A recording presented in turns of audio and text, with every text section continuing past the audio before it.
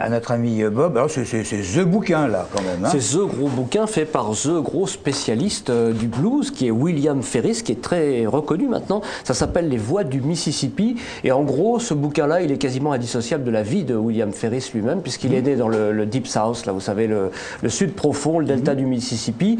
Et il est né dans une famille, il est blanc lui, donc il est né dans une famille de propriétaires et qui avait des noirs à leur service, voilà, mais qui a appris très tôt la tolérance, etc. Donc il s'est intéressé à leur vie, à la vie des Noirs, au point dans les années 60, au début des années 60, de prendre un magnétophone, un appareil photo au début, puis ensuite une caméra, et d'aller retrouver le long du Mississippi des Noirs, qui ont connu donc la naissance du blues pratiquement, parce qu'en 1960, s'il interrogeait quelqu'un qui avait 70 ans, ben, il était né en 1890, donc il avait connu cette naissance-là.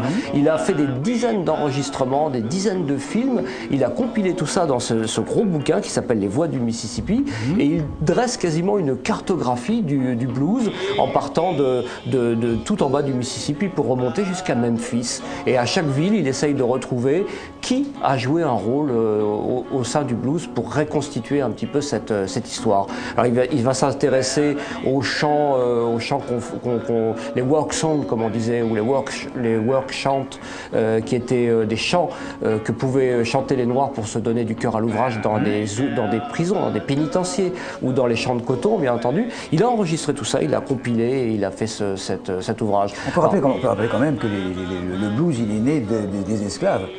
Des esclaves qui chantaient avec des paroles relativement simples, c'est « qu'est-ce que je suis malheureux, mais heureusement il y a du soleil ». Et c'est parti de là. C'est parti de là. Et alors curieusement, on appelait ça la musique du diable, en contradiction avec la musique sacrée, la musique sainte qu'on pouvait entendre dans les églises.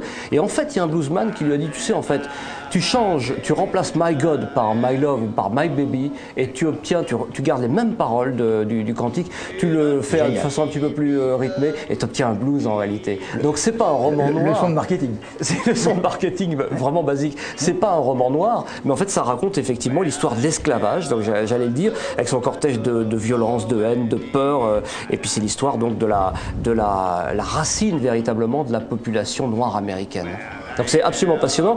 Dans ce bouquin-là, vous voyez, c'est un pavé, comme vous l'avez dit. Il y a aussi un extrait, donc voilà. Quand même, voilà, c'est quand même The bouquin. C'est The bouquin. On a un DVD et un CD, donc on entend la musique en fond, sous nos voix. DVD et CD qui reprend effectivement des enregistrements effectués par William Ferris lui-même. Et évidemment, il raconte l'histoire de certains bluesmen, comme un certain B.B. King, qui a commencé par faire la manche et qui jouait pour quelques pièces dans la rue, dans son village. Voilà d'ailleurs, B.B. King. Voilà, exactement. Donc tout ça, c'est absolument passionnant. Et ce William Ferris donc est devenu un spécialiste à tel point qu'il a été consultant pour des films assez célèbres comme par exemple La couleur pourpre de justement, on en parlait tout à l'heure. Steven Spielberg, Spielberg celui-là, Crossroads encore de Walter Hill dans les années 80, fin des années 80, ou encore Mississippi Blues d'un certain Bertrand Tavernier qui justement introduit et présente cet ouvrage. Donc voilà, ça s'appelle Les Voix du Mississippi par William Ferris et c'est sorti à la fin 2013 aux éditions Papa Guédé. Vous l'avez aimé, vous, le Tavernier, ou pas? Oui, en fait, parce que je reste un fan quand même. Oui, voilà, mais moi aussi, je reste un fan, mais je suis resté aussi sur ma faim. Un petit peu. Peut-être. C'est difficile de condenser, de raconter une histoire aussi complexe, aussi riche en quelques heures de cinéma. Bien sûr. Bon, Les Voix du Mississippi, William Ferris, à se procurer d'urgence pour